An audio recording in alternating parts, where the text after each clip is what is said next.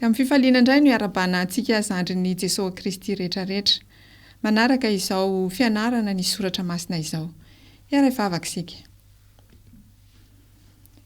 Andriamanitra rainay any an-danitra, ireto izahay zanakao. Indreto koa izahay zandrikelinao Jesosy Kristy, hianatra ny teninao. Izay vaovao mahafaly tokony hozarainay amin'ny namanay. Dia mitenena aminay ary ampio izahay mba tsy hanadino fa mba ho mpankatoa ny teninao tokoa. Misaotra Jesosy. Amen. Nandritry ny herinandro isika rakizy dia nanaraka ny fampianarana mikasika ny mpiandry ondry. Androany isika dia hijery hoe inona daholo moa zany no lesona azo tsoahana tao anatin'izay fampianarana izay narahantsika izay. Dia verenantsika kely hoe ny mpiandry ondry tamin'ny fotoana nahaterahan'i Jesosy Kristy dia novangian'Andriamanitra tamin'ny alalan'ny anjely. Dia ny lesona nitsoahantsika voalohany tamin'izay dia hoe mamangy ny olona rehetra Andriamanitra. Tsy nanavakavaka izy tiany ny olona rehetrarehetra izy na mahantra na mampalahelo na tsy mahantra na tsy mampalahelo dia vangian'Andriamanitra daholo. Dia isika koa ankizy kely dia vangian'Andriamanitra. Izay ny zavatra mila tadidiana voalohany. Zavatra tadidiana faharoa dia hitantsika ihany koa fa rehefa mamangy ny olona Andriamanitra dia milaza vaovao mahafaly. Dia nisy ny vaovao mahafaly izay nilazainy tamin'ny mpiandry ondry. Dia rehefa mamangy antsika koa Andriamanitra dia milaza vaovao mahafaly amintsika izy. Inona kay ilay vaovao mahafaly? Ny tenin'Andriamanitra ny vaovao mahafaly. Aiza no azotsika ny tenin'Andriamanitra? Mianatra tenin'Andriamanitra ohatran'izao ataontsika izao. Dia mihaino tsara ny toriteny rehefa any am-piangonana. Dia mamaky Baiboly ihany koa. Izay zany no fomba handraisantsika ny tenin'Andriamanitra sy fomba hamangian'Andriamanitra antsika. Satria tsy misy ohatran'ilay anjely ohatran'ny tamin'ny andron'ny mpiandry ondry intsony. Hitantsika maso. Ny anjely misy ary ny anjely tena ataon'Andriamanitra manodidina antsika. Fa tsy hitantsika intsony izy fa kosa tsika dia mahazo ny hafatra avy amin'ny alalan'ny tenin'Andriamanitra.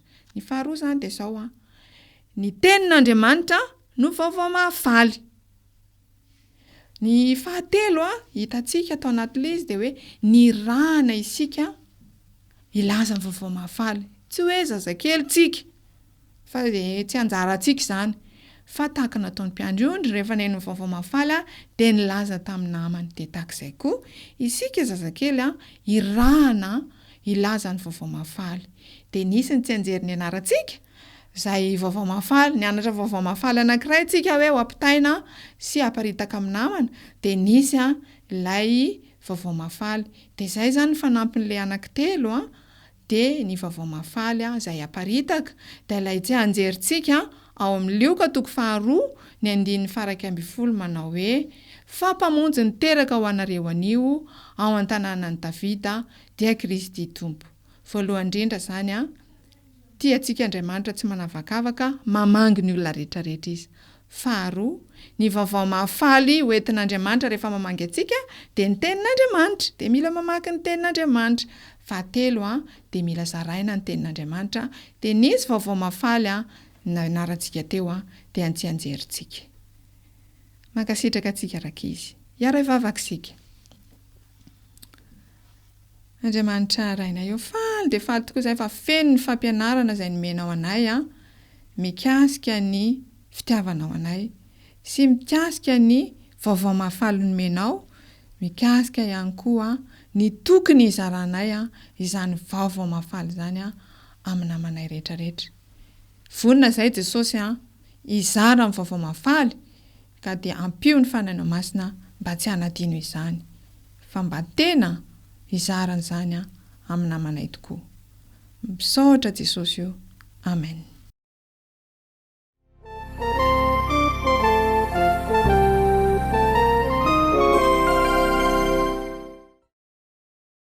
Rehefa malala hiditra amin'ny tompo ampitombona mandrakiriva amintsika rehetra ny fahasoavana sy ny fiadanana avy amin'Andriamanitra raintsika sy Jesosy Kristy tompontsika. hivavaka isika.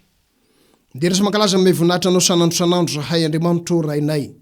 Andriamanitra izay mampahafantatra anay amin'ny alalan'ny teninao, ny zava-miafiny zany teninao zany, zava-miafiny fanjakanao Andriamanitra. Eny ny zava-miafiny fiainanay aza dia hitanay miariary rehefa asehonao anay ao amin'ny Jesosy Kristy zanakao. Mitarianay fanay masino amin'ny anaran'i Kristy Jesoa. Amen. Ny ten'Andriamanitra zay voalahatra ho antsika ravana amin'ny ity sabotsy 17 Desambra 2022 ity. Arak'izay voalahatra amin'ny mofinaina dia ao amin'ny Samuela voalohany 7:20 ny andininy 15 hatramin'ny 20. Samuela voalohany 7:20 ny andininy 15 hatramin'ny 20. Mivaky toy izao amin'ny anaran'ny Tompo zany. Ary Samuela tamin'ny Saoly: nahoana nykorotaninao aho ka ampiakarinao? Dia hoy Saoly: tery loatra fa miady amiko ny Filistina ary Andriamanitra efa nahafoy aho, ka tsy mamaly teny ahy intsony na amin'ny mpaminany na amin'ny nofy. Koa izany no nampanalako anao mba hampahalalanao ahy izay hataoko. Ary Samuela: nahoana manontany amiko ianao, nefa Jehova efa mahafoy anao ka tonga fahavalonao? Fa Jehova efa nanao ho azy araka ny nampilazainy ahy, fa efa nendahany hiala amin'ny tananao ny fanjakana ka nomeny amin'ny Davida namanao, satria tsy niaino ny feon'i Jehova ianao ka tsy nahatanteraka ny fahatezerany mirehitra tamin'ny Amalekita. Dia izany nanaovan'i Jehova izao zavatra izao taminao androany. Ary iaraka hatolotra Jehova eo an-tanan'ny Filistina ny tenanao sy ny Israely. Ary rapitso dia ho aty ho amiko ianao sy ny zanakao. Ary ny miaramila ny Israely koa dia hatolotry Jehova eo an-tanan'ny Filistina. Dia lavo niampatra tamin'ny tany niaraka tamin'izay Saoly, ka raiky tahotra indrindra noho ny teny Samuela, sady efa tsy nisy hery intsony izy satria tsy nihinan-kanina indray andro sy indray alina manintsitra. Ray masinao manamasinanay amin'ny fahamarinana ny teninao ny fahamarinana. Amen. Tsy voaindray mandeha na indroa na intelo ry havana, ho antsika zay efa mandinika tsara ny soratra masina no mahita ity teny zay nivakiana teto ity.